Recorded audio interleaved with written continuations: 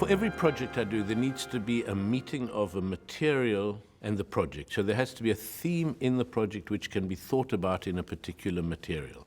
With Lulu, it was the black ink, which is both a kind of blood of all the victims, but also has something of the harshness of woodcuts and the possibility of tearing the sheets of paper and fragmenting the desire, which is the heart of Lulu. With WOZZECK, there was something much more about the graininess, the grey sky of a charcoal drawing. Lulu is an entirely interior opera, and WOZZECK, by and large, is an exterior opera. And for the landscape, and particularly the skies, there's something about the graininess of a charcoal drawing that seemed essential.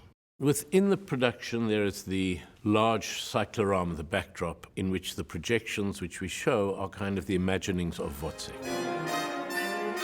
of explosions, of fires, which are there in the play from 1837, but which are, in a sense, a premonition of what came to be in 1914 and the period when Berg was writing the opera, of these massive explosions going up to the heavens. I described it as a premonition of the First World War. So it's not as if people are in authentic period uniforms. They're fragments of uniforms. Some of the ghost images in the small child wears a gas mask, so that brings us into that period.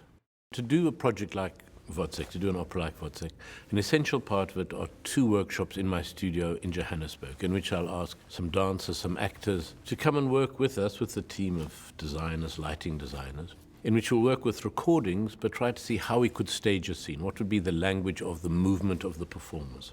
One has to think, where is the violence inside WOZZECK that takes him to the state where he's going to kill the thing he loves most, which is Marie?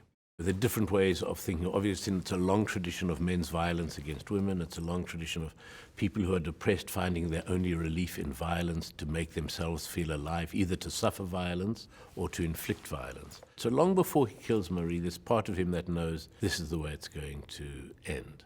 I think I'm interested in awkward operas, operas in which there are unsolved riddles. Operas in which there's a space, both musically and thematically, for a world to evolve and to be imagined around the story. There has to be a challenge somewhere in it.